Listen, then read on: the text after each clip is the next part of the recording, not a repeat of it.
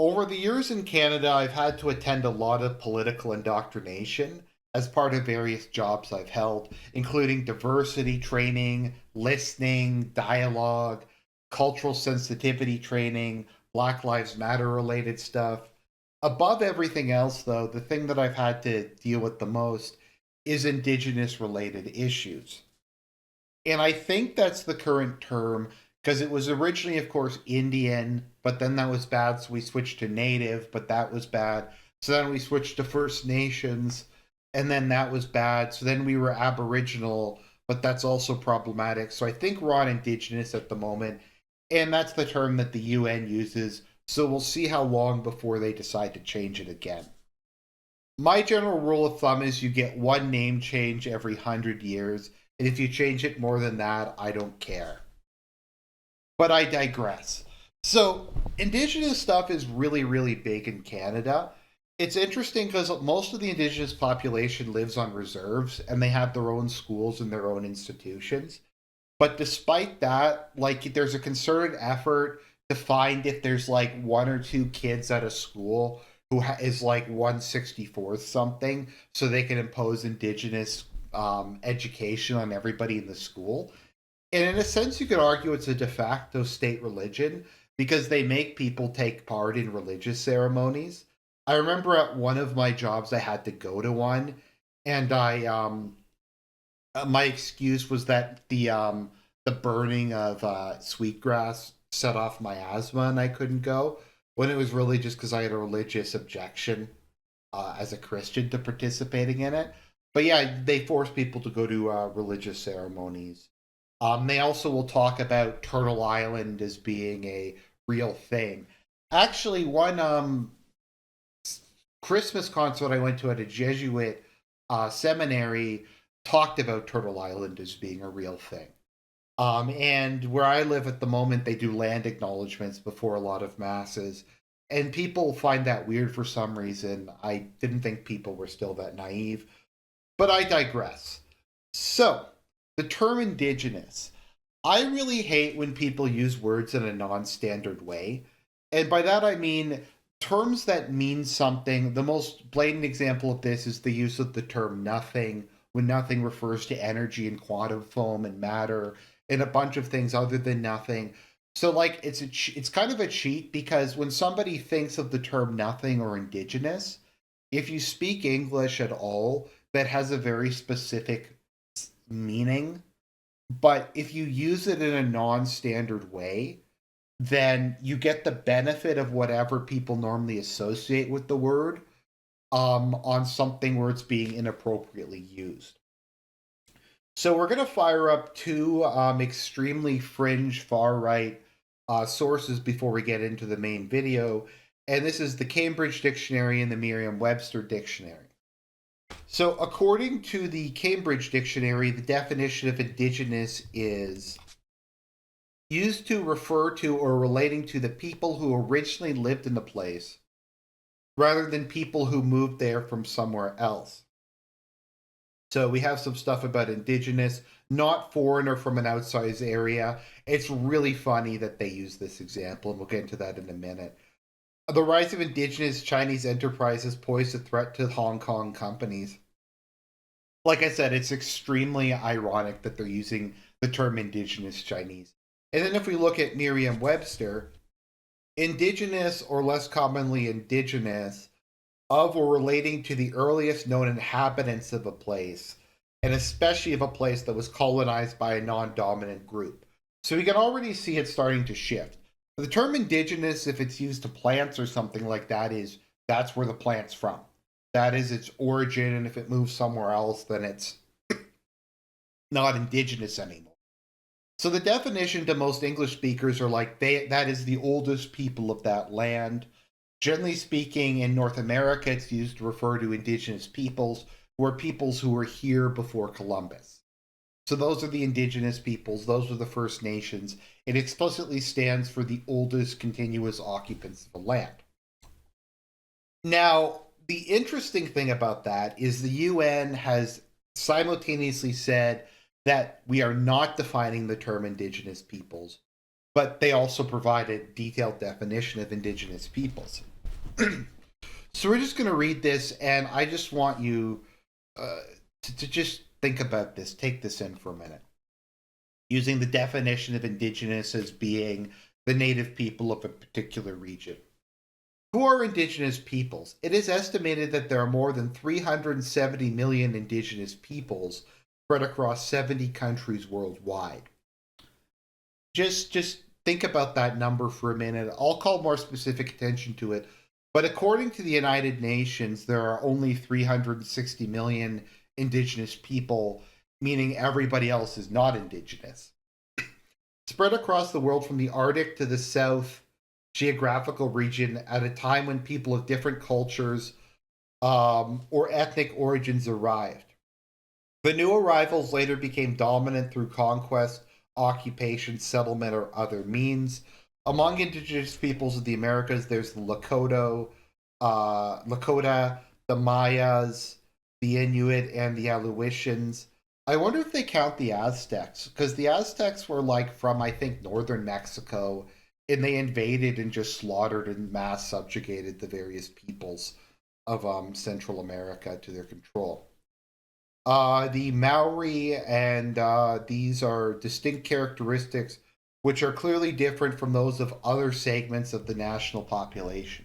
So I think somebody, a friend of mine, defined this very well. To be an indigenous person, you have to suck, basically, to put it bluntly. Considering the diversity of indigenous peoples, an official definition of indigenous has not been adopted by any UN system body. Instead, the system has developed a modern understanding of this term based on the following: self identification as indigenous peoples at the individual level and accepted by a community as their member, historical continuity with pre-colonial and or pre-settler societies. So once again, what about parts of the world that were never colonized? Um, are those people in? We'll get in. I don't want to do too much of spoiler. Strong link to territories or surrounding national resources, distinct social, culture, economic, or political systems, distinct culture, language, and beliefs, form non-dominant groups of society. So you cannot be the indigenous group of society. You are an invader. You are a colonial group if you are the majority in a particular state. And even then, if you are the majority in a particular state, but you suck, then yeah, you are. You can be an indigenous group.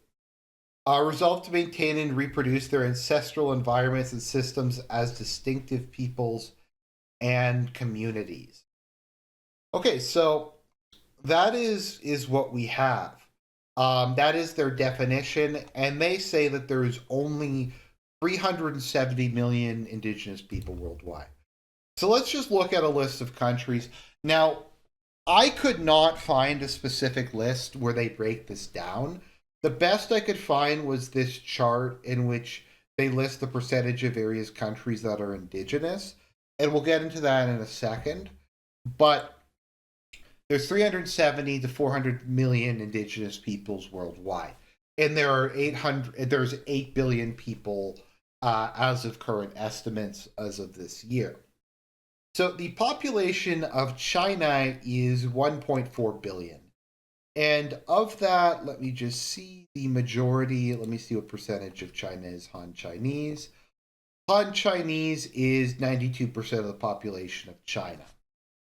So if we look at this, 0.92 times 1/4,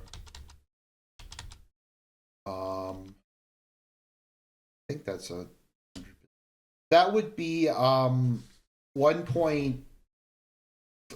1.3 billion people. So that's obviously a lot more. So by definition, the Han Chinese are not an indigenous people. The Han Chinese don't count. I think a majority of the indigenous population worldwide consists of various small tribes in Africa, um, whatever the Amerindian populations are in South America, and like a couple other random groups. So the Han are not indigenous to China. They are an invader group. They are a settler group who's squatting on someone else's land. Indians are overwhelmingly, even if we were to say all indigenous people in the world lived in India, the various Indian populations would not be indigenous. Obviously, America isn't. Indonesia isn't. The Pakistani people are not indigenous to Pakistan. Nigeria, I'm not even going to touch that because Nigeria is very, very complicated. The Russians obviously aren't indigenous to Russia. The Yamato people aren't indigenous to Japan. The Ainu are an indigenous people because they're small group, but the Japanese people don't come from Japan. According to this, the Korean people don't come from Korea.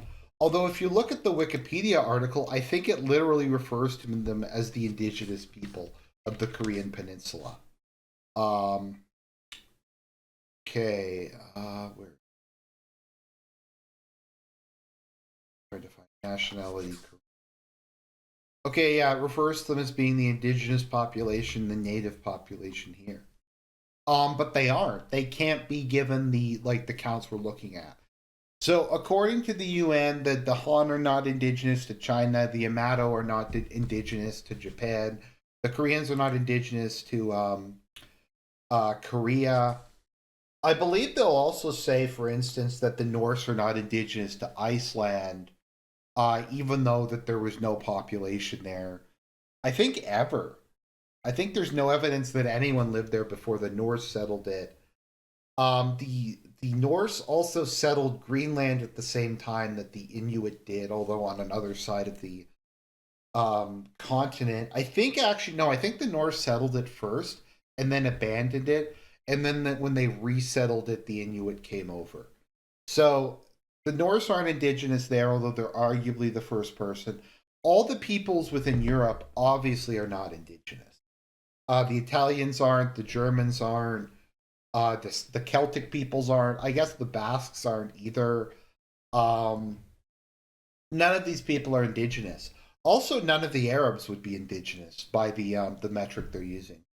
So, although to be fair, the Arabs actually did conquer and spread their population throughout the world, but I don't think it's even considered indigenous within Saudi Arabia and the Arabian Peninsula.